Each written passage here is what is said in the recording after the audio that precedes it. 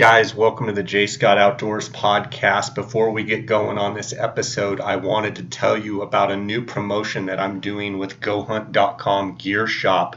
All you have to do to win a $1,000 Go Hunt Gear Shop gift card, $1,000 they're giving away for the month of June. All you have to do is go to the Go Hunt Gear Shop and order or buy anything on the website. For every dollar you spend, you get an entry into this drawing. Now keep in mind, this drawing is only going to be for 15 days in the month of June, and they're going to give away a $1,000 Go Hunt Gear Shop gift card. So you could buy something for $1 or you could buy something for $3,000. Every dollar you spend goes to an entry. So every dollar for dollar entry into the Go Hunt Gear Shop giveaway. It's $1,000. Go Hunt Gear Shop has optics, binoculars, spotting scopes, rifle scopes, rangefinders, tripods, trekking poles, outdoor tools and knives, watches, game calls, hiking gear, backpacking gear, and much more. Guys, all you got to do is order. You can go on GoHunt.com and order right there on the gear shop. You can also call Cody Nelson, the glassing guru, the optics authority, at 702-847-8747. That's extension 2. So when you call Cody on the phone, you want to use the JScott19 promo code, and that JScott19 promo code is going to get you entered in the drawing. When you order off the website, you want to use the JScott19 promo code, and that's going to also get you entered into the drawing. I'm super pumped about this giveaway. I always like it when the J. Scott Outdoors podcast listeners have a chance to get something back. So go check it out, GoHunt.com. Guys, I also want to thank the other sponsors of this podcast, KUIU Ultralight Hunting. That's KUIU. You can find out more about KUIU at KUIU.com. That's KUIU.com. That is all of the gear that I wear, all of the clothing, all of the backpacks, the stuff that I wear on all my hunts. Go to KUIU.com to find out more. Also, phonescope.com, use the JScott19 promo code. You're going to get a 10% discount there at Phonescope. That's the digiscoping device I use on my iPhone 10 to gather all the photos and videos. Also, Canyon Coolers based out of Flagstaff, Arizona. Use the JScott19 promo code. You're going to get a 10% discount there with Canyon Coolers.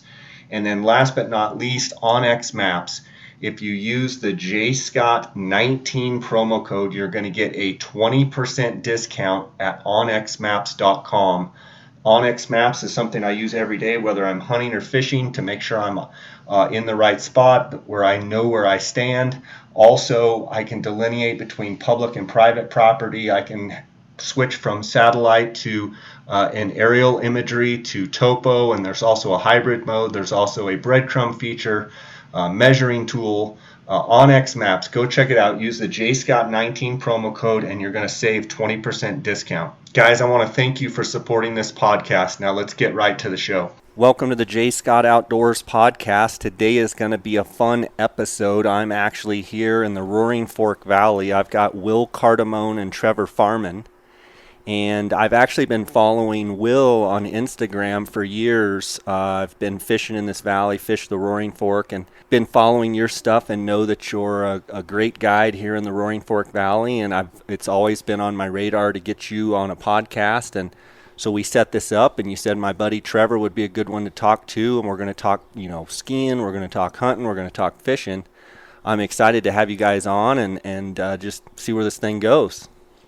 Awesome. Yeah. Thanks for having us. Yeah, for sure. Why don't we start out? I'll have you guys kind of talk a little bit about yourselves, where you came from, how you got to the valley, etc. I'll probably start with you, Will. First, Cardamone. What kind of nationality name? Where does that come from? It's Italian. Okay. And my dad grew up in upstate New York. I think my mom went to Cornell, and so Ivy League. Yeah. And both kind of, my mom studied environmental studies, and she was actually born here in the valley in Aspen. So you have a pretty deep connection then here in Aspen. Yeah, definitely. My grandma moved here when she was maybe late teens or early 20s. And So she saw Aspen completely develop then, just right in front of her eyes. oh yeah, they did a lot to preserve kind of the wild places around here, which is really cool because seeing the way the development is going now, it's nice to know that there's these parcels out there that won't be touched. Yeah, that's awesome. That's really cool. We'll dive into it a little bit more. So were you born here in the valley? I was, yeah, Aspen Valley Hospital, March 1985. Did you go to Aspen High then? I did. Okay, Yes. so I mean you're from Aspen. That's where you're from. That's where you live right now. Yes, yeah. And we'll get into it, but you're an avid skier, avid hunter, avid fisherman. Yeah, everything that comes with the place. Yeah, that's cool. You're living the dream, man. That's awesome. And Trevor, where are you from? How did you get to this valley? I grew up back east in northwestern Connecticut and New Hampshire, and then I came out here for college. And Where'd you go? I went to Colorado College. Okay. And Here in the valley? no, it's in Colorado Springs. And I used to hitchhike over here from there and hang out with these guys when they were in high school and in college. And that's how I got to know all these guys. So coming from back east and coming out west, quote, and especially coming to this valley and then hanging with these guys in Aspen and stuff, what was it like? I mean, was it just unbelievable to be out here in the west and be able to ski and do all the stuff you like to do? Yeah, so I grew up pretty rural back east and always wanted to come out here and made that my choice to come out to college. And once I got out here, I was like, this is the place for me. I ended up leaving for a while. I spent some time in Montana and a little in New Zealand, and then came back out and been here since. That's awesome. I know we've got some New Zealand stories. I'm gonna pick your brain a little bit on that. Will, in talking about the year that we just had, as far as the snow and the snowpack and the amazing moisture that we had.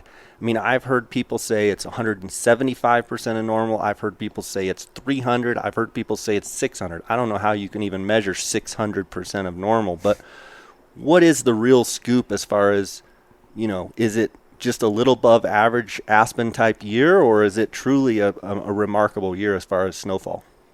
As far as snowfall, it was definitely remarkable. The reason they're calling for such high percentages is because we had such a wet, cold spring through May even. It was snowing through most of May, and so none of that snow melted. On somewhat normal years, you're going to get more warming in May, and that snow is going to melt, and you're going to have more of a, normal runoff. Mm-hmm. This year, yeah, it stayed cold, and all that snow stayed in the high country. And so it's always hard to tell, it could go really hot all of a sudden and that snow could all melt and we could have a huge runoff, a quick peak, and then it just drops down. Or if it stays cool, it's like a slower gradual peak and then a slower gradual decline with the river.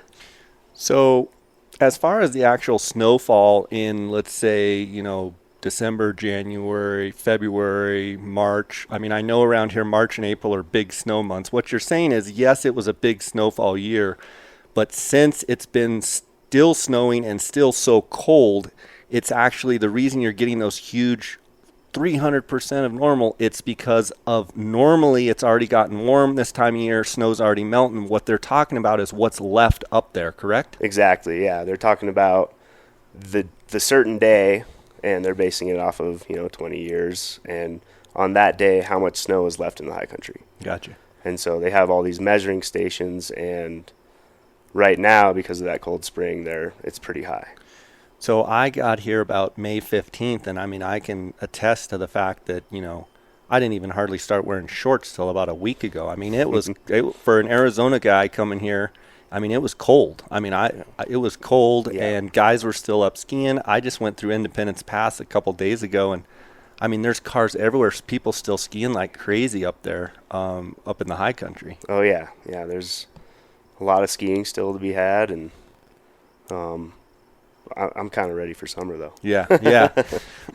Let's talk a little bit about growing up here in the valley. I kind of want to pick into that. Growing up in Aspen, going to Aspen High. And as a kid, growing up in the valley, being able to hunt, fish, ski, was there one thing that you enjoyed doing, like, this is my main thing, and then the rest kind of fell in? Or is it just like seasonal? Like, I love this when it's this season, and I love this one. How does that work with you? Yeah, I'd say it's very seasonal. When you hit April and you've been skiing all year, you're like, I'm really ready to go hit the river. I can't wait for those warm days and casting dry flies. I guess hunting has kind of been always just, at first it was kind of in the background for me. Like my dad did it all the time, and I would love the anticipation waiting for him to come home, just to see what would happen. From a hunt? Yeah, exactly. Like waiting for him to see if he got something? Yeah, and we'd like, show me your hands, yeah, see if there's blood there. Yeah. But it's been very seasonal. I think that's become more apparent, as I've gotten older, is that I love everything. And when it starts to, I guess, maybe stagnate, a little bit, and you're getting kind of tired of it, the next activity rolls along, and it's just perfect timing. Yeah, I mean, I tell people a lot when they ask me, they're like, how do you not get burned out on what you do? And I said, well, the way I look at it, it's elk season, it's deer season, it's turkey season, it's skiing time, it's fishing time. When you're tired of fishing, it's elk season. Like, it's perfect to be able to transition into that. Trevor, have you had some of that, coming from back east, then going to school, and then, being a part of the mountain lifestyle and what have you? Do you feel yourself, looking forward to each season? Yeah, it's like Will said, as soon as you're kind of getting bored with whatever you're doing, something fun is right on the horizon, and everything's just as fun as the last thing. Yeah. How did you two meet? We met through a mutual friend of ours, buddy Timmy, and so I've known Will since high school. Okay. And we've been hanging out ever since. Was he a savage snow skier when you met him? Always has been. Yeah. Always has been. Yeah. So how old are you now, Will? 34.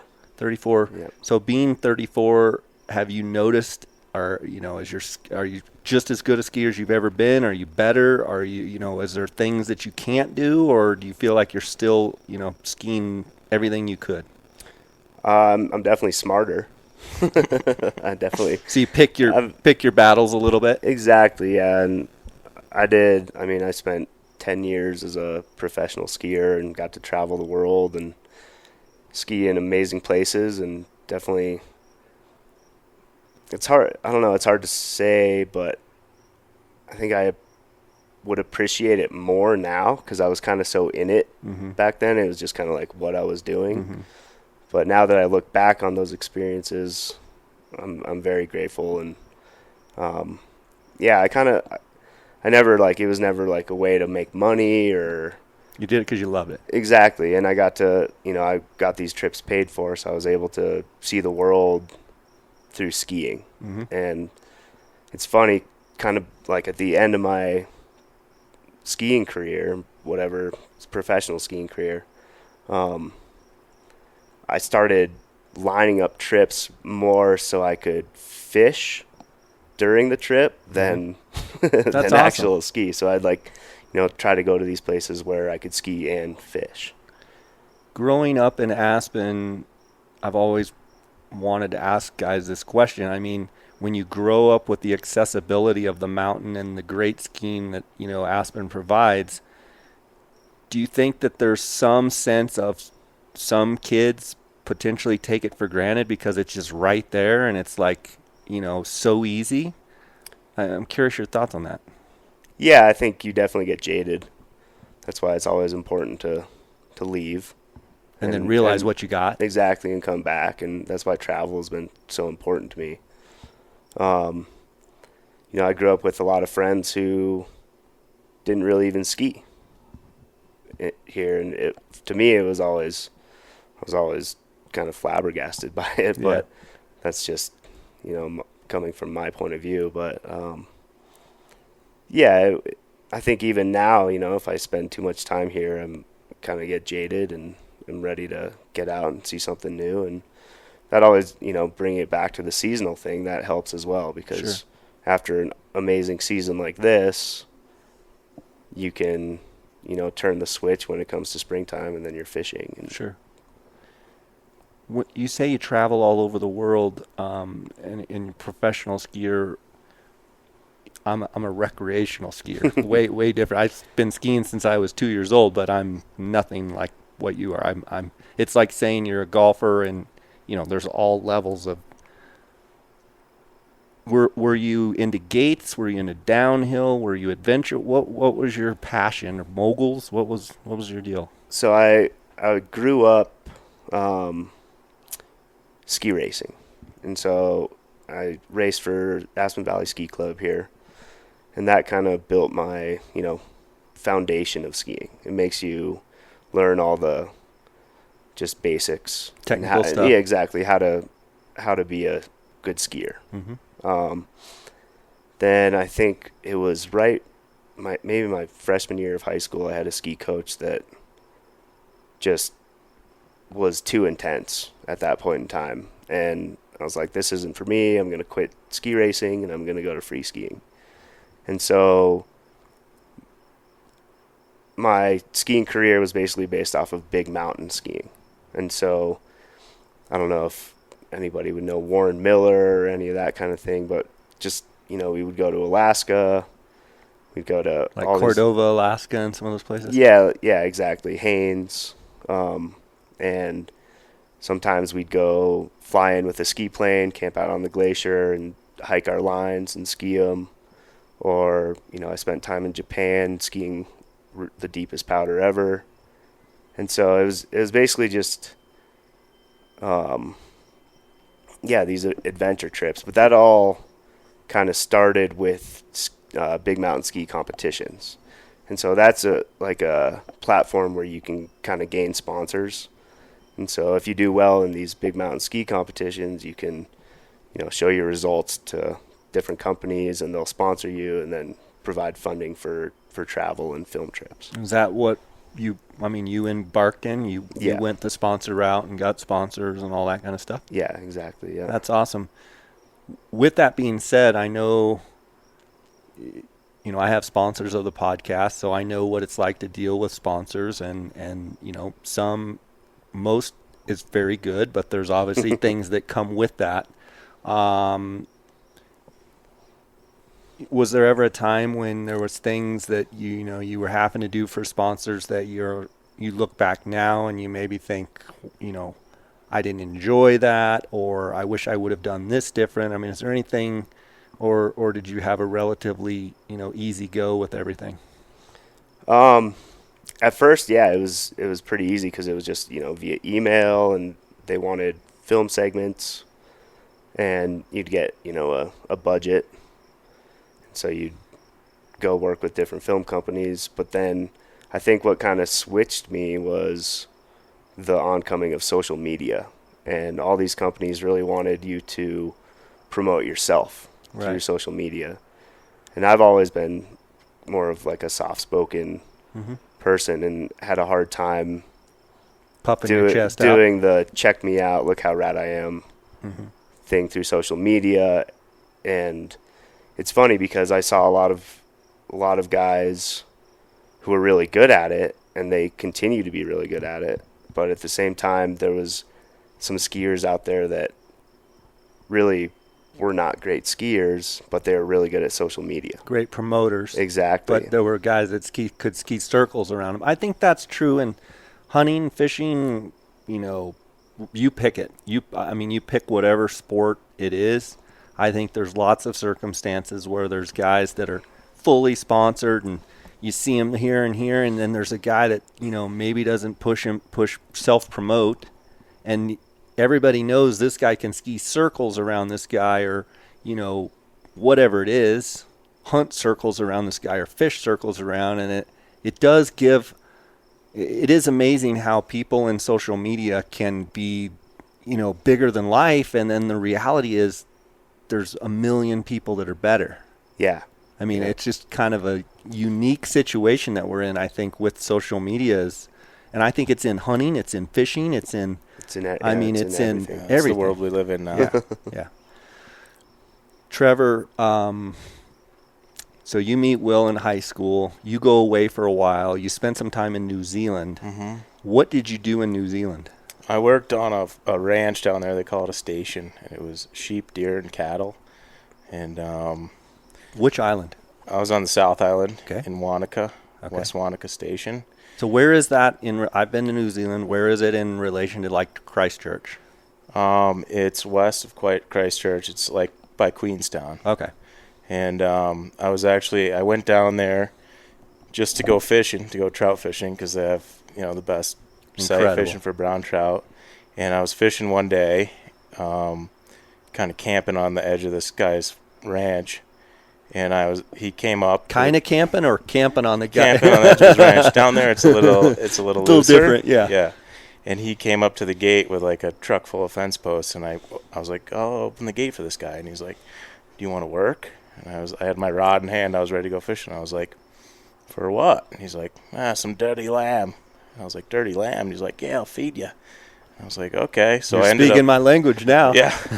So I ended up working for him, and then he put me up in an old Bedford bus, 25-foot Bedford bus on the ranch with a wood stove in it. And I lived in that thing for a year and worked on his ranch. And I got the full New Zealand experience with him. So this ranch have moving water that went through it as well that you could fish? Oh, yeah. Yeah, we had ponds on the property, and it was all in Lake Wanaka. So it was like sight fishing for, huge browns. You could just walk down from the bus that I lived in and go fishing every day, and then you had to go to work, obviously. Yeah. But when I wasn't working, I was fishing or going hunting or something. That's awesome. I've been to New Zealand. My wife and I actually went for our honeymoon. We spent 2 weeks there and just had an amazing experience. Will, have you been to New Zealand? I have. Fly fishing? Did a little bit. I turned 5 in New Zealand. You did? Yeah, I went there with my parents. We spent 2 months there. And it's kind of that point in my life where I just, started like having memories. Yeah, so you like can when faintly I think back remember on it. Yeah, exactly. And I remember doing a little bit of fly fishing, but I was kind of more at the age where, catching eels on cane poles and stuff. Way cooler. Yeah. Yeah. Trevor, so sight fishing for big browns, tributaries of the lake, and actually fishing in the lake. Is that what you were kind of juiced up on? And then there's a couple really good backcountry rivers that were right by me, and I would just take my dog and go on like a 2 or 3 day little excursion, and down there it's different. It's like you might hike a mile in between fish, and you get a shot, 1-2 shots at a fish, and he spooks. So that's kind of like the hunting aspect of it, where it's like you either you do it or you don't. Yeah, and you either get a shot and catch them, or you don't. Yeah, and if it pays off, it's the biggest fish you ever caught, and if not, hike another mile and try to find the next one. When people ask me about going to New Zealand, I've only been one time, and that's what I tell them that's so different than here is the density of fish comparison. It's not even a comparison. Like you said, you walk a mile and maybe see 1 or 2 feeding fish. You walk another mile. To drive that point home, we did 9 days of guided fly fishing down there, and one of the very first days we went and with the guide, and we kind of were driving, and he starts shaking his head, and I'm like, "What's the matter?" He says, "There's a guy in front of us." Yeah, then you're screwed. And I said, "That's no big deal. It's okay." Yeah. He's like, "No, we got to go to a different river." Mm-hmm. And I'm thinking, holy smokes, you show up down here at Carbondale with the put-in, and there's 25 trucks or more, but when you have that density of fish that's so low and fish that are spooky, and you get a couple shots if you're lucky at those fish, but like you said, they're amazing fish. I mean, it's not uncommon to catch 8 or 10 pound browns. Yeah. Ridiculous. Yeah. It's truly like hunting. Like you're crawling around on your belly and spotting them. Yeah, exactly. It's all sight fishing. I mean, I would just like fish a riffle down there. Yeah. Just like nymphing. It's all. You go and spot the fish you want to catch. Yeah, you're using super long leaders and tippets, super fine 6, 7X. Yeah. for these huge fish, and you get, you know, 1 or 2 shots with them, no indicators. You're just looking to see that little white flash of his mouth turn to take your nymph or whatever, and it's like nothing else in the world for sure. So since you've done that, did it take you a while when you went other places because of the size of fish there? Was that almost like a pinnacle where you're like, man, I don't enjoy catching 12-inch fish anymore? Well, first of all, it took me a while to learn how to catch fish down there because, you know, coming from the States where you get rivers like here and there's just a ton of fish and you're blind fishing everything, and there it's a totally different story. And it's like I said, you know, one shot at a fish. So it took me, you know, a month or two to start catching fish. And then once you figure it out, you're like, okay, I got this dialed in a little bit. But, I mean, every day you get schooled and learn something every single day. One thing I noticed is when you would actually hook a fish there, they go ballistic. I mean, they absolutely take off.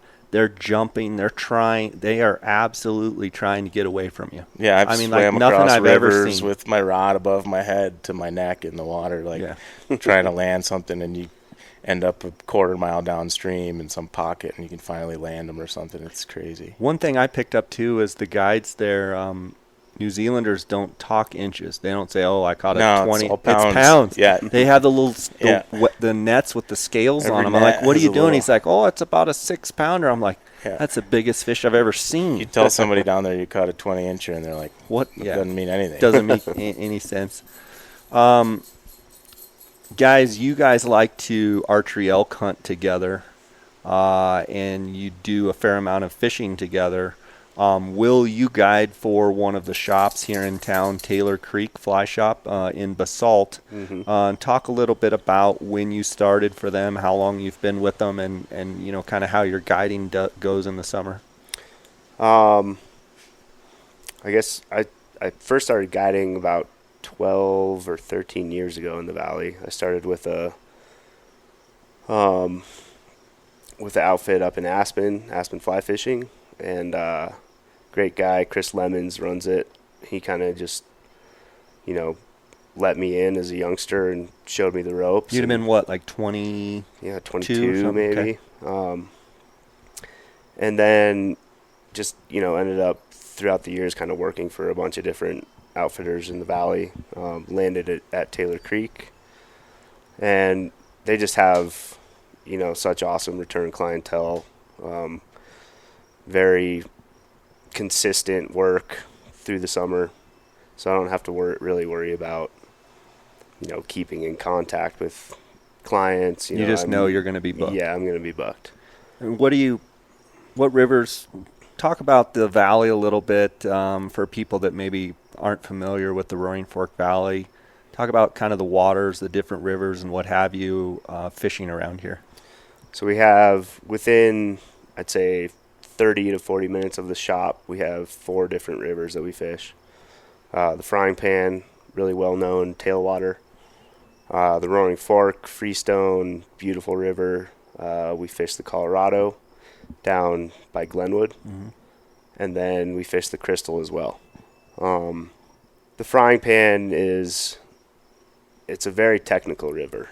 I think I've heard a lot of people call this valley kind of like the grad school of fly fishing, just because of how technical it can be. You know, your fishing size 20 to 22, tiny, shiny, 6X, 7X, a lot of the time when it's low and clear.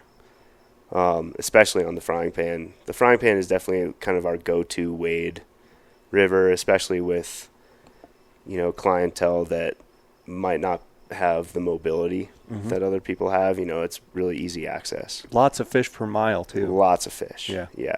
And lots of hatches.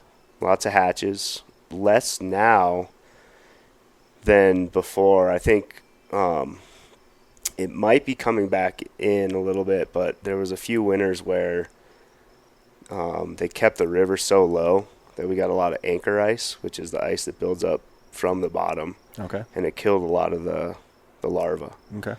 And so there was a few years there where it was pretty sporadic, kind of weird hatches.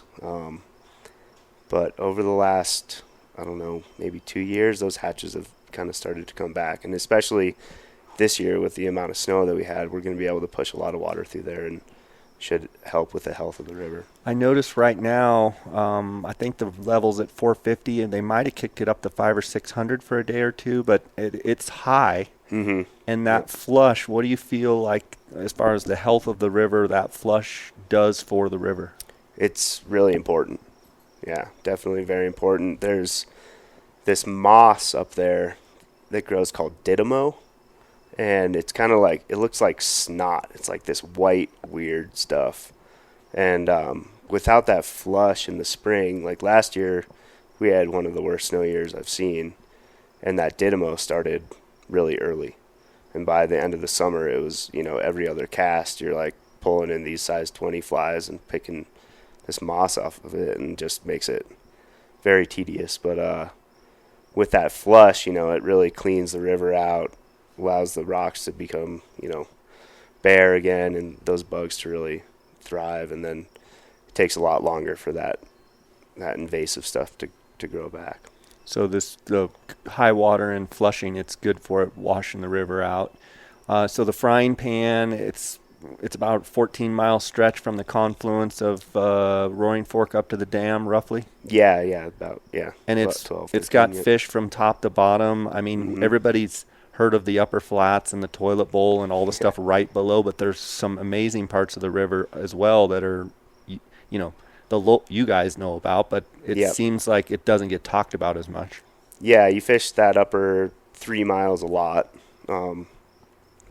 because just the amount of fish. You can bring a 5-year-old up there and set him in the river and catch 10-inch browns within an hour, and really just sparks that love of fishing in the younger generation. But as you move down the river, it starts to fish more like a freestone.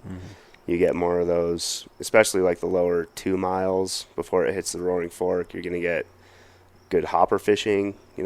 If you're working those hatches, they naturally move up the river. And so if you want to start lower, it's great, really good pocket water and fun. If you're willing to, do a little extra work and move a lot. So that's the frying pan, and then there's 3 others. So then it goes into the Roaring Fork. Yeah, so it hits the Roaring Fork and Basalt. Personally, I'd say my favorite river in the valley is the Roaring Fork. Mine too. It definitely, the fish just, haven't seen as much pressure. They fight a little harder. Just seems a little bit more wild. Yeah. It's a beautiful freestone river, isn't it? Amazing. The rocks are just so you get colorful. Every color of rock, and it's like waiting on, greased up bowling balls the whole time. But yeah, from Aspen to Glenwood is about 45 miles, so you have that amount of just amazing water. And then we float from Carbondale. Well, we float the upper stuff too, but that's mainly just raft water.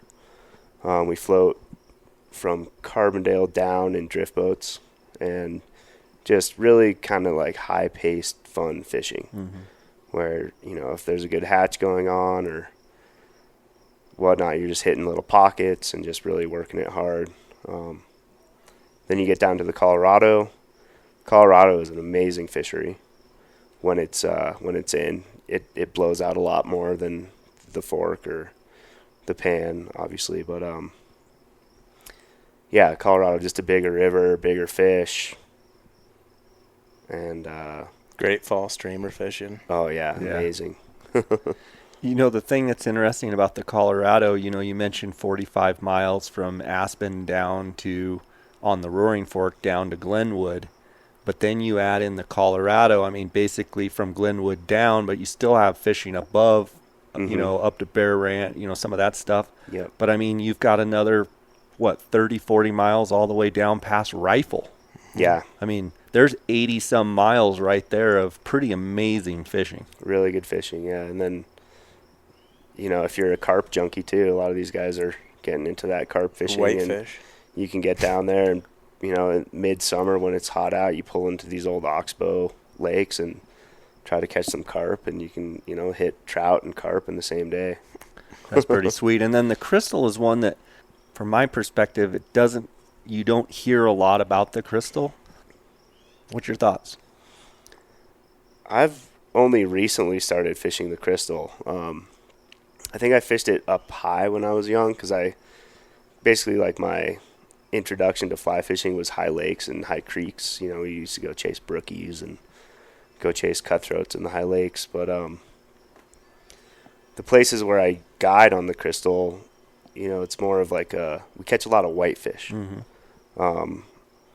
There's definitely some really big browns in there and some really big rainbows, but there's this creek that comes in from Coal Basin, called Coal Creek, I think. And, you know, when it rains a little bit, it just blows out. Yeah. And so you can go in there when it's still pretty milky and catch a bunch of whitefish, which is fun for, you know, a family or something. But just catching fish. Exactly, yeah. And they fight hard, man. I mean, there's all this kind of hate towards whitefish, I feel like, and like they save my day sometimes. Yeah, I mean they pull. I mean that's what I say. Don't knock them, and I mean they'll pull a rod. I mean, they're native fish, so yeah, you're supposed to be here. Yeah, with the year we're having, with this snowpack that you talked about, with the skiing, you know, the quote unquote late runoff. What's your thoughts on just the general valley conditions, the river? You know, the valley's known for the big green drake catch. You think it's going to be later? Do you think it's all water temperature, right? What's going to happen? What are you predicting? I think it's just turning into more of a normal year, really. The drake hatch, like for example, last year we had really bad snow year. The drake hatch was super sporadic because the water temperature throughout the entire river hit the right temp, and all of a sudden there's just bugs popping, like, you know, from Glenwood to Aspen down to Rifle, like all at the same time. Right. And so on a normal year, you know, that water level hits incrementally as you go up, and you get like amazing hatches day to day, and they just move slowly up the river. So personally, I think this is going to be a better year for hatches like that. Yeah. Instead of, just the random sporadic where you're like, mid-May and you're like, oh, there's a drake. Like, yeah. What the heck's going on? July. Yeah. So you think with the water temperature, with more water, the water's going to stay colder. Therefore, it's not just going to blow up all over. It's going to kind of progression up the valley. It typically starts down by Newcastle, Silt, Newcastle, right? Yeah. And then just slowly works its way up. Slowly works up, yeah. And then it forks and goes up the Roaring Fork. Mm-hmm. And the thing that I always find so interesting is it goes on up the Roaring Fork, and then the green drakes will be all the way at Aspen and then gone. And then all of a sudden at the frying pan, like in end of early August, September, it's like blowing up green drakes on the frying pan. That's a water temperature issue, right? You think? Or I mean, it's hard to say because that water temperature up there stays the same. I mean, I think it is because the lower you get down the pan, that water has time to warm up, and so those bugs move up. But I think it's just more of a timing thing up there. You know, they're finally like, okay, let's do it. And you get those really big drakes up there. And I think, you know, they've been in the larva stage for so long, they're finally just like, okay, I want to be an adult. Those leaves look nice. Let's get out of the water and check them out. Yeah. Trevor, is there one river that you like better than others? I like the fork, and floating it. Floating the fork. That's my favorite thing to do, probably. Yeah. I mean, it's always fun to go wade on the frying pan, but floating on the fork there's nothing better than spending a full Saturday on there or a night after work, and you're getting off the river in the dark, and you just had like the most amazing caddis or green drake, where just like you're throwing your fly out there in the dark and just like looking for a movement and listening for the exactly. Pull your rod back, and every once in a while there's something on there. Yeah. So what do you guys think as far as drakes? You know, with everything you know now, I mean, obviously it could get cold, it could get hot. You know, there's a lot of variables. I mean, do you still think it's going to be kind of a beginning of July 4th, drakes, you know, kind of starting on Colorado? Or do you think this year, because of high water, it might be later than 4th of July? I think it'll be a little bit later this year. Okay. It's a lot of water. It's a lot of water, and you know, looking out the door right now, it's cloudy. So, and it's been like in low 70s. I mean, normal year it'd be almost 80 by now. Yeah. Yeah, I think it'll be pushed back a little bit, but I think as soon, we'll hit that peak and it's going to drop and it'll be hot. And as soon as that happens, it's just going to be, It's going it's to going go. to be go time. Yeah. You had mentioned high country lakes. There's more lakes around here than you can count. There's some amazing cutthroat trout fishing in the high country lakes, and you can pretty much pick anywhere in the valley and any lake. They pretty much all have cutthroat trout, right? Yeah, cutthroats and brookies. Brookies. Yeah, Okay. depends.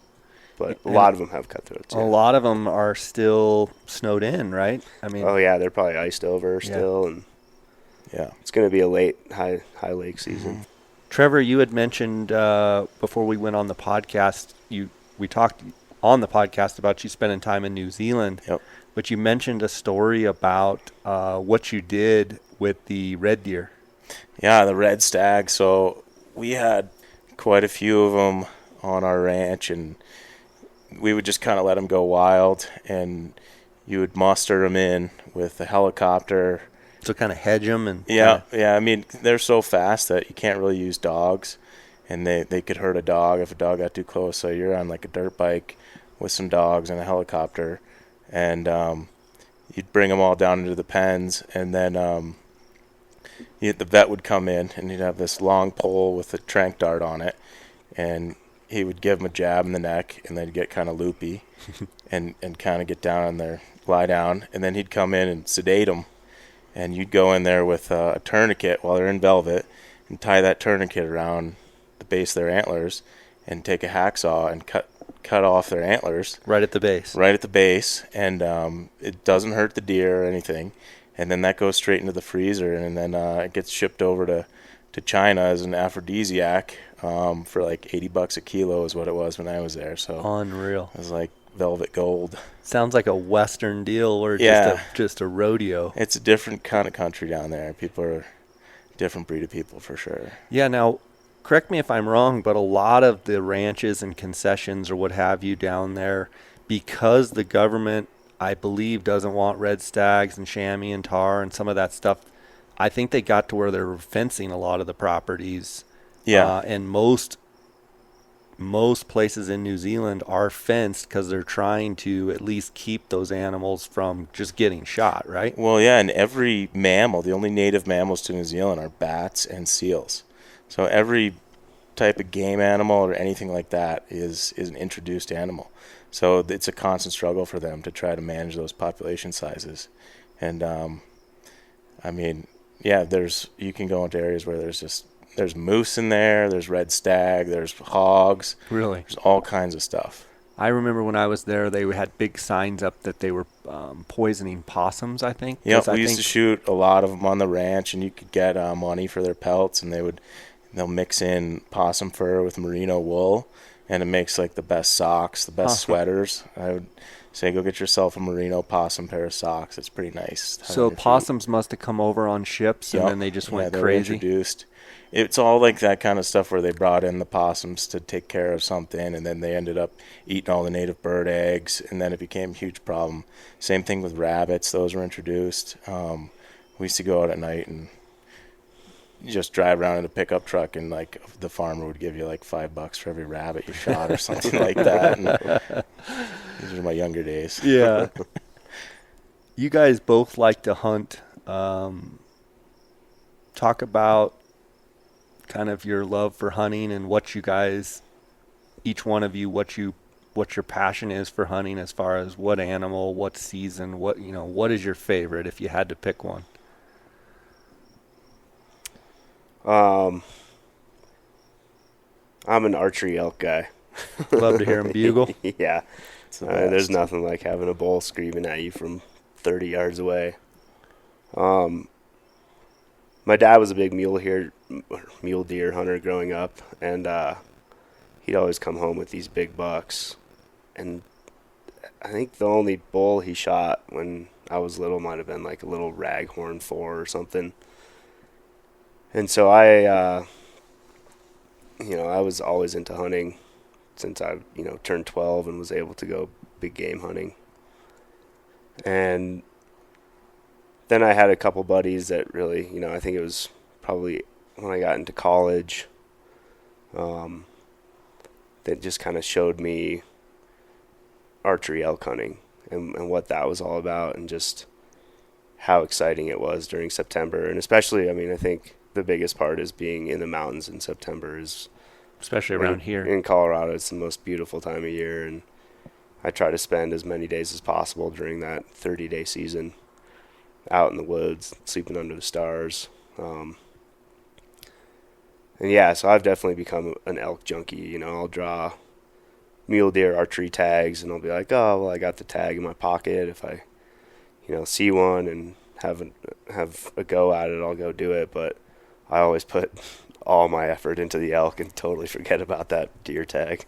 Growing up here, have you noticed the bulls bugling more or less? Have you noticed any change in the elk? Is it as good as it used to be? Is it one of those things where, oh, you should have seen it 20 years ago, or, where are we at? I think when I started, I think I was probably 22, and I didn't really know what I was doing. I wasn't getting into the elk as much, but then maybe 4 or 5 years later, I kind of had a better hold on it. I think I shot my first bull with my bow, probably like 4 years into hunting with a bow. So, I mean, you had a lot of trial and error. Yeah. How the heck do I get this done? A lot of, getting within, 50 yards and then being like, how do I close that next 20 yards?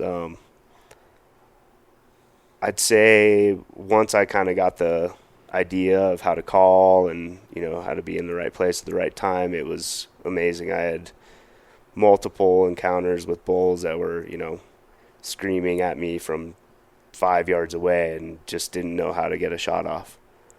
I think that's what hooked you. Yeah, oh yeah. Yeah. There was a period where I couldn't think about anything else, and I'm kind of still in that period right now. But that's awesome. Now you shoot traditional archery, right? Yeah. And what would you say, what's your effective range? I like to shoot 20 yards or less. Okay. If I'm feeling really good and it's a clean, broadside shot at 25 or 30 yards, I'll take it. But I've had some mishaps where, stuff went wrong, and I just don't want to ever feel like that again. So. Yeah. Now, around here, it's over-the-counter archery elk, where you can shoot a bull or a cow. Yep. When you go out, are you at a point where you try and shoot bull, and if a cow gives you a shot, or are you the type that either one gives you a shot, you're going to shoot, or how does it, does it change from year to year? Where are you at with that? I tend to just go for a bull. Okay. I've had years where I've, halfway through the season, I've shot a bull, and I'll go and buy an over-the-counter cow tag for archery. And Okay. so I can still go out with my friends, call, and, if the situation presents itself, I can take a cow. I've definitely eaten tag soup multiple times when I've had cows in front of me pretty close, but I always kind of back myself up with a rifle cow tag just to fill the freezer after that if I don't make it happen. And your first bull that you shot, tell me about it. So I was solo. My buddy lived at the bottom of this hillside, and he'd keep his windows open at night. And there's kind of like this preserve, but there's some sneaks in. And they'd come down at night, and so he'd know when the elk were in this zone. And so I think he had shot a bull already, but he was like, all right, go, they're in there, go check it out. And booked up the hillside. I remember getting up there and just sitting down and waiting, and this other hunter came up. And I was like, I'm here already, dude. Yeah.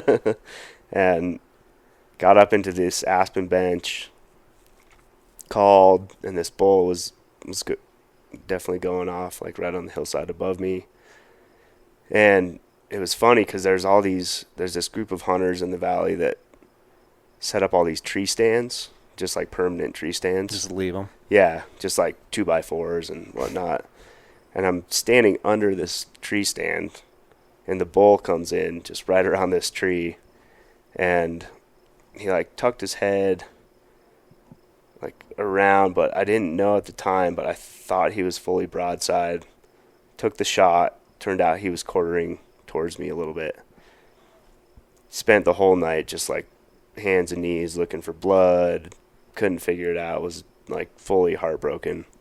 And Do you feel like you made a good shot? yeah, Okay. I felt like, I saw it tucked like, right behind the shoulder, but it was just that angle where one lung, they can go forever. Oh, yeah. Called my buddy. He's like, well, let's go up and look for it. And went up and just gridded the whole area. And I'm like, 300 yards this way, and I hear him just yell, like, oh, there it is. And this was actually the next afternoon. So How far had he gone? he went 100 yards, 200 yards maybe, 150. Yeah, not that far. But in thick stuff, it's in tough. thick isn't it? stuff, yeah. And walked up on it, and we're like, well, he's probably not going to be good eating, so let's at least open him up and make it so he can, the animals can come get him. And we opened him up, and meat was all good. Good for you. Took the whole bull home, and yeah, it was amazing. What was the bull? Was it? It was just a little 5-point. In Colorado, you have to have a 5-inch eye guard or a 4-point on one side. Is that right? Yeah, 4 points or a 6-inch eye guard. 6-inch eye guard. 6-inch Okay. brow tine, yeah. Awesome. So, I mean, now you've got your first bull and you're just like hooked. Yeah, it was more of a relief at that point. Like, I've done it. It was like, I've done it, but I want to do it better. Yeah. I'm going to focus way harder. I'm going to make it so hopefully this never happens again. That's awesome. But as hunters, we know that. Yeah, it's part of hunting. Yeah. And a couple years ago, you got your personal best at like a 340 bull around here. Mhm. That's an amazing feat. Yeah. How did that feel? Oh, man, it was the best hunt of my life, for sure. Trevor was Yeah. there with me, and Super gnarly spots. super gnarly, yeah. Definitely Did he a come great screaming pack out. in or? No, he actually. So we're walking up the. It's kind of like this tight little, really steep valley, and we're walking up the dark timber side. The other side's all oak and aspen, and we're seeing elk on the other side, and they're usually go off. It's this really special little pocket where like I keep it in my back pocket for those times when like the other elk kind of shut up. And Gets you're tough. Like, yeah, exactly. And we're walking up the dark timber side, and I'd been like making all these estrus cow calls and just kind of like trying to start things up because nobody was talking. And all of a sudden this bull just like kind of walks out just slowly across the hillside. I'm like, Trevor, you got to check this thing out, dude. You don't see bulls like this around here that often. And so we're like watching him, and I was just like taking in the moment. Just like, How far is he, roughly? Probably 400 yards. But all the way across. So you're just Yeah. drooling Things, looking yeah. at this thing. Yeah, just like, oh man, that thing is awesome. And like he must just be going to get water or something because Yeah. he's like going to the creek. Sure enough, the thing keeps coming all the way around, and we like moved in a little closer to him, and he comes in and he's making those little bull chirps. Mm-hmm. You're like, meow, Mm-hmm. meow. And Trevor's out in front of me a little ways, and the thing kind of like comes up above us, and I'm like, it's a calf. He sounds like a calf. Mm-hmm. And he's like, no, dude, it's the bull. So I'm like, all right, like, stay He's right here. there. And he ends up, like, crossing just above us and, like, coming back down around and Came down to wind us. came down to wind us. And I had this tree that had recently fallen. And so I had all the needles on it still, just, like, perfect cover. Mm-hmm. And it comes down, and it's just, like, walking, sniffing the ground and just chirping. And comes right into view, is like 20 yards. Yeah, as soon as he max. crossed our path, he smelled it. He Head picked his up. head up, Looks up, and I was just looked right at full Will. draw and whack. Hammered him. Hammered him right through the heart. Yeah. Good for you.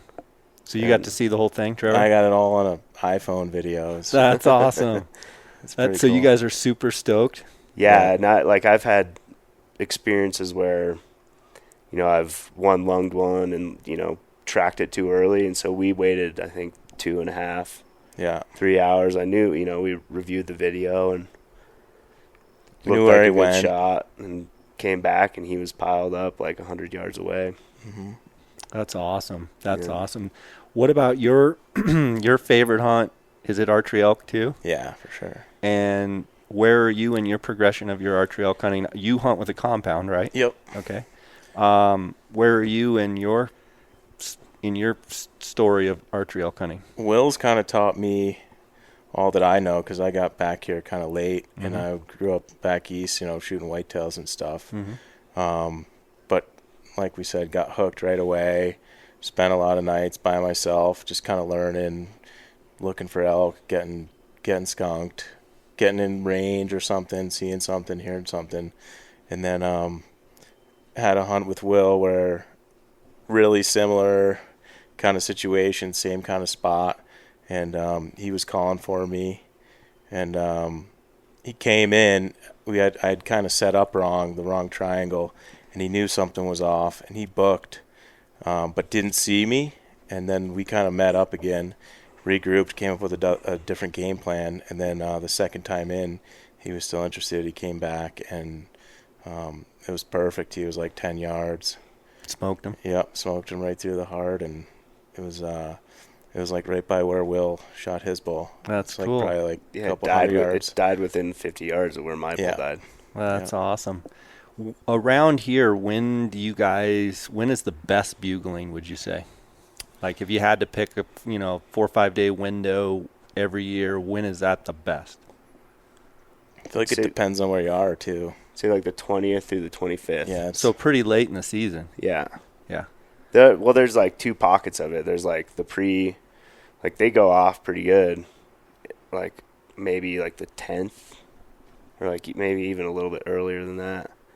But then they realize that the cows aren't ready. All the bulls are trying to like figure their stuff out and get the pecking order right, and then they're like, oh well, the ladies aren't ready for us yet, and then they quiet down. There's this probably like 10-day lull, and then it hits that estrus and it just goes off. Game on. Yeah. In this valley, a lot of the units, it's over-the-counter archery elk, right? Mm-hmm. And there are some limited entry units, but they're kind of further away. This valley's primarily over-the-counter. Yeah. So, I mean, you can go lots. We talk about 85 miles of river. I mean, you start talking about areas you can go around here. And in most places in Colorado, you could OTC here, or you could drive 3 hours over by wherever and OTC over there as well. Yeah. I mean, throughout the whole season, you can go anywhere in the over-the-counter areas. Exactly, yeah. Do you guys find yourself kind of chasing and going around, or do you kind of have your pockets locally that you just kind of stay close to home? Yeah, we pretty much stay close to home. Yeah. Now, are you still guiding fishermen at that point, or are you try and take September where you can archery elk hunt? Yeah, I'm still guiding here and there. I'll go hunt for 3 days and then work for 2 days and then back out. I've always told myself, like, I should probably work a little bit more during hunting season, but it never happens. And I like that about you. Trevor, I didn't ask you what you do for a living. I'm in the construction industry, so I've done excavation, and now I'm like a landscape contractor. So the fall is like our push time to get all these big projects done. And Before winter. Yeah, and Aspen is like, huge construction industry here. So it's tough to try to manage those deadlines with, your hunting season. So it's a battle, but you turn into a bit of a weekend warrior, or you might get a day on either side of a weekend, but you just got to sacrifice it, make it happen. Yeah, for sure.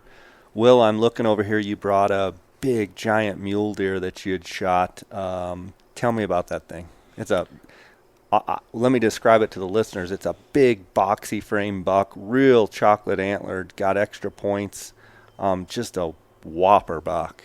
I mean, big old eye guards. Tell me about it. Yeah, that was my third season rifle mule deer from 2 years ago. My banner year, I don't think I'll ever be able to top it. That was the 340 and that buck? Yeah. In the same year? 235. Oh, my goodness. That buck's 235? Yeah. That thing's a giant. I knew it was over 200. That's a monster. Yeah. I had a text from him like, oh, check out this. Did you just Come on. die? Yeah. I'm Yeah. like, ah. Was he hard? His head was so big he couldn't walk through the door, huh? So did you know the buck was there, or tell me about it? No, I had no idea. I actually got done with archery season, and my buddy had pulled the Grand Canyon raft trip permit with, it was like one of those leftover permits that somebody didn't hit, and we had 10 days to prepare for that, and we went and did the Grand for 18 days, and I was like, well, I'm getting back right before my tag starts, so went out and decided to hunt with my cousin. I hadn't hunted with him for a while. He had a buck tag, or no, he had a cow tag. But I'm 2 miles away up on this glassing point with him, and I think we sat there for 10 minutes and saw this buck just through, like, I've got this little like Bushnell Space Master from like 1980. So you're kind of like doing one of these? Yeah, and I'm like, I think it's a good one. I'm like, that's a buck for sure. He's chasing that doe. And so I had probably an hour left of light, so I busted down, drove down, and hiked about, got in there like right before dark. Saw him through the aspen trees, still had no idea what kind of buck it was, and just had like a brief little window, and I took a shot. He runs away, and Do you think you missed him? I thought I had hit him. Just kind of, he like did that kind of weird jump thing. Yeah. But went up, there was snow on the ground, and found his tracks, no blood whatsoever. And I actually backtracked to where I'd shot and looked at the window and went and looked at the aspen tree. And there, sure enough, there's a bullet hole like 10 feet up in the aspen tree. And I'm like, well, oh well. Yeah. I still have a whole season.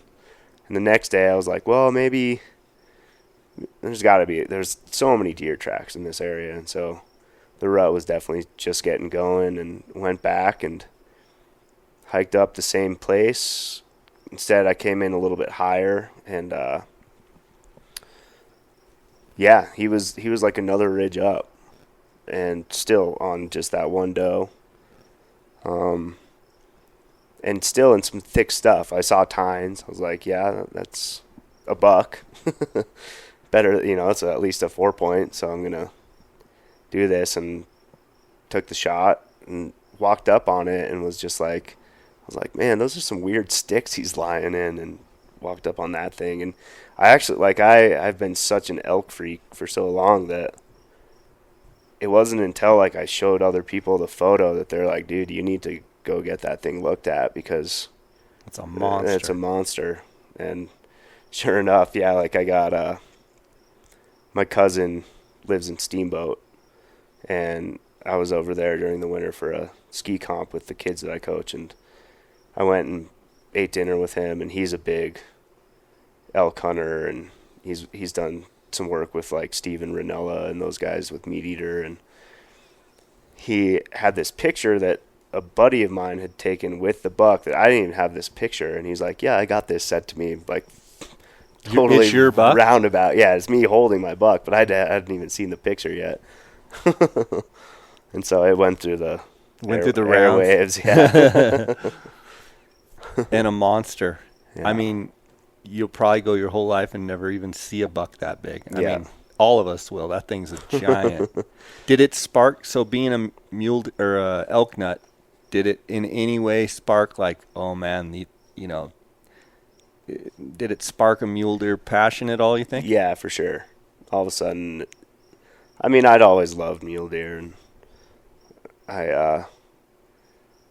my dad definitely shot some really nice bucks, like just at like the 200, 210 mark when I was little, and so I'd always had that in me, but I was just so focused on that elk archery. But after this guy, I kind of started researching mule deer a little more, and they're cool critters.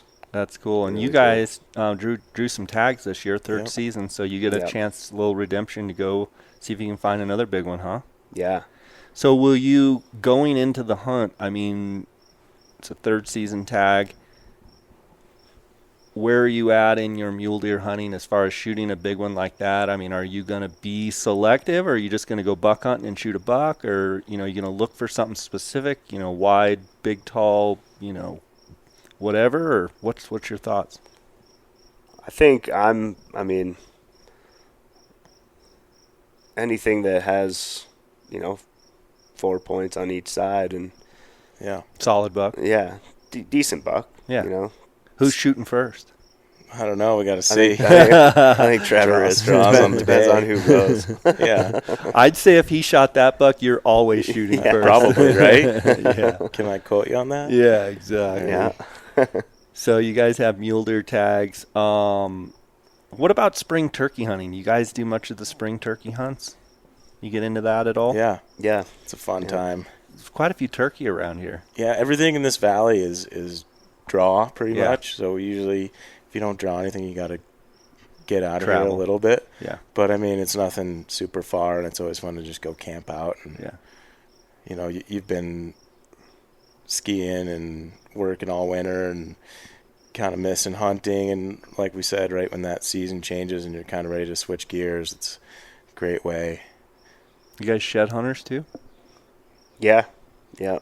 You think is that something that you've always done, or have you gotten more and more into it? Yeah, I've definitely gotten more and more into it. He's being humble right now. Yeah. He's a shed junkie, I Yeah. know. He's like, he I've knows where seen they his are Instagram. all winter. He's like, yeah, I know where he's been all winter. And like, So do you isolate and try and pick out certain? Now, are you shed hunting for elk or mule deer or both? Both. Yeah. Okay. Just whatever I Do you try and Walk kind of up watch them and kind of figure out where they're at, so you kind of know where to look? I do. Yeah. I definitely scout and look. It's not as, I mean, it definitely is for shed hunting, but it's at the same time, it's just, I just love looking at elk. Mm-hmm. And so I love just getting out there in the evenings and seeing where they are and just kind of getting the whole scope of their migration and where they are different times of year. Was it different this year with all of the snow? Did it change their patterns where you had to look in different spots, or? Not necessarily. I mean, I thought they were going to be, they definitely were lower. Like last year, I was finding antlers in places that were super high and more near the snow line. But this year they were a little lower, but I mean, it takes a lot for a big bull, or, the cows are usually in the same spot. Right. It takes a lot for a big bull to move out. And, they're usually on those south-facing hillsides. And if it snows 2 feet, that snow's melted within, a week, even on a big snow year like this. As far as shed hunting, is it kind of seasonal as well, or do you continue to shed hunt all the way into the summer? Yeah, it's seasonal. I mean, it's, May deal now. So you're May trying to to find June, brown and sheds. You're trying to find I'm trying to just find whatever. whatever. Yeah. Whites, browns. It's good fitness. Yeah. And then, I mean, fishing season hits, and all of a sudden I'm on the river every day for the next 3 months, so I don't really have the time. As far as guiding on the river, you primarily guide on the Roaring Fork float fishing, or are you doing tons of wade fishing, or what?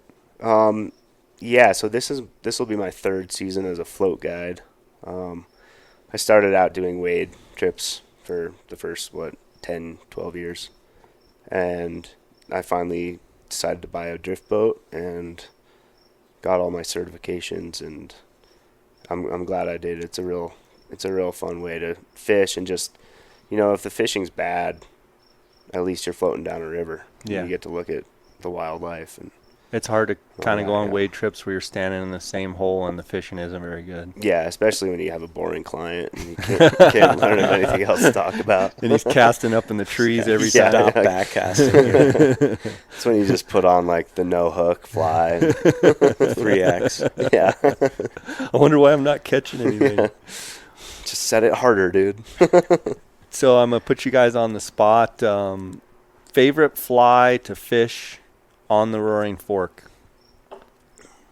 I'm not even going to give you a season or anything. Just favorite fly to fish on the Roaring Fork. I don't know. There's so many. I like skating caddis early.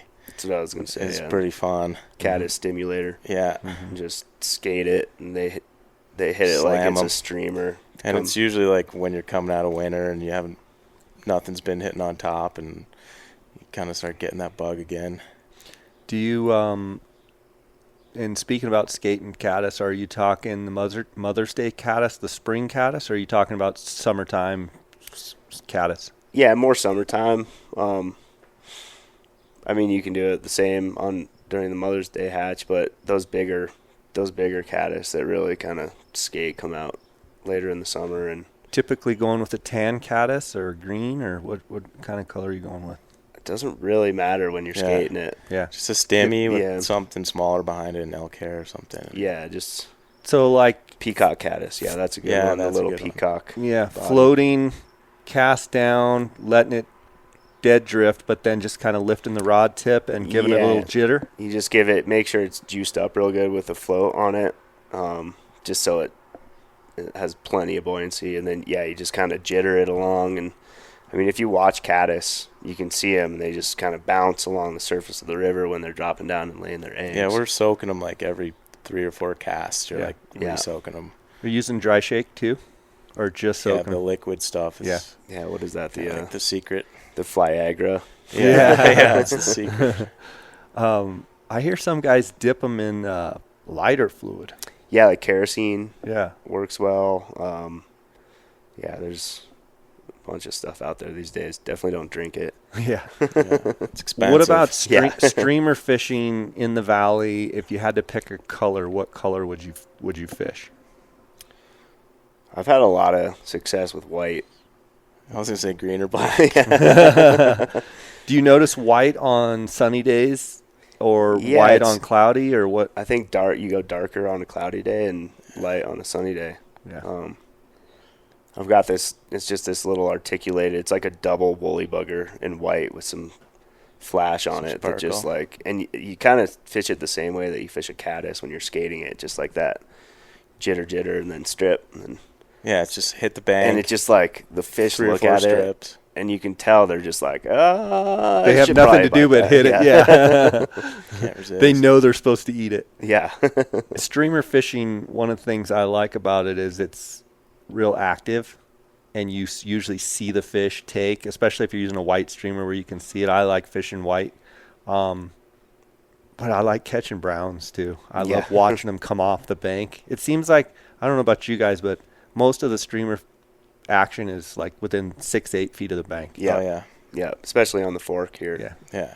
I mean, so you're just getting shot after shot after shot going down the fork. Your as you're arm, floating. if your arm isn't tired, Yeah. you're doing it wrong. Yeah.